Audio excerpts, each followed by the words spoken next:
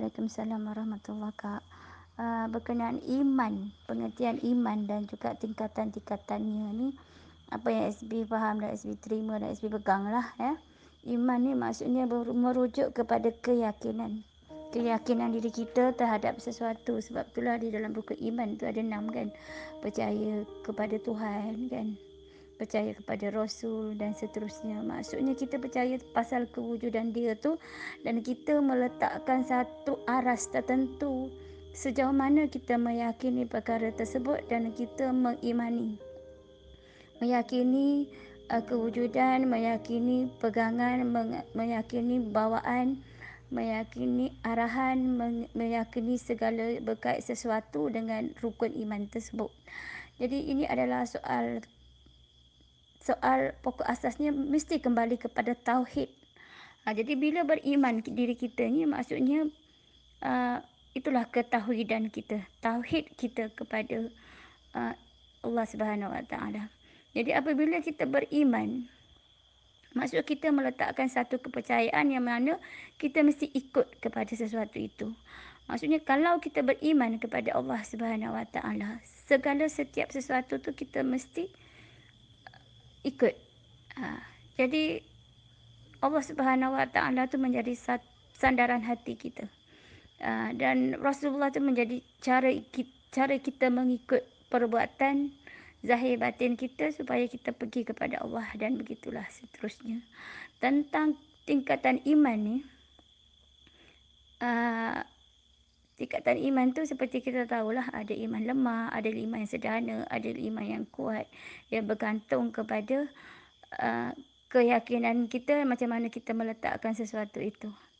Maksudnya apabila kita berbuat dan kita berkata, kita kata seperti apa yang kita buat dan seperti apa yang kita yakini, itu adalah iman yang kuat lah. Maksud macam tu. Maksudnya kalau kita percaya kepada Allah, kita bercakap macam tu, kita buat macam tu dan kita yakin macam tu, sebulat-bulat hati kita, sepenuh penyerahan kita, sepenuh jiwa raga kita dan kita tidak bersyirik, maka itu adalah keimanan yang kuat lah. Dan selemah-lemah iman tu maksudnya kita nak buat tapi kita tak berani. Cukup kita benci dalam hati kan, itu iman yang lemah. Sebab kita tak berani untuk musyahadah dalam diri kita, tak berani untuk menegakkan kebenaran, tak berani untuk kita berbuat dengan betul. Tapi kita usaha juga, maksudnya kita tak berani menyampaikan dalam diri kita, kita usaha buat juga. Maksudnya ada sedikit keimanan dalam diri kita. Ringkasnya macam itulah, maksudnya dia berkait dengan nafsu kita jugalah. Itu memang tak boleh lari lah. Macam mana kita mentarbiah nafsu kita kan.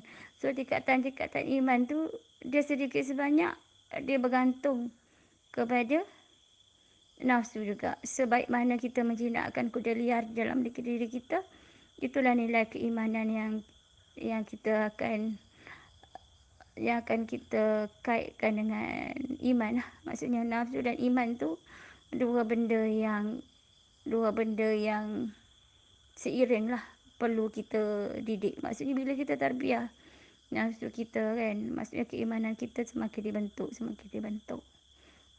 Dia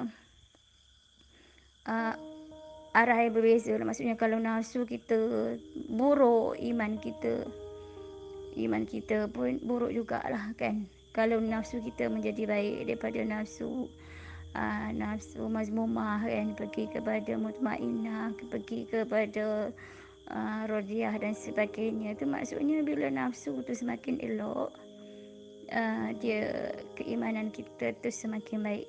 Dan dia memang tak boleh lari lah daripada mujahadah dan muhasabah diri dan bersangka baik. Itu je lah. Mungkin sahabat-sahabat boleh bagi penerangan dan pendapat yang lebih baik. Mungkin Kak Asma sendiri pun ada pegangan yang Kak Asma boleh kongsi kat sini. Silakan Kak.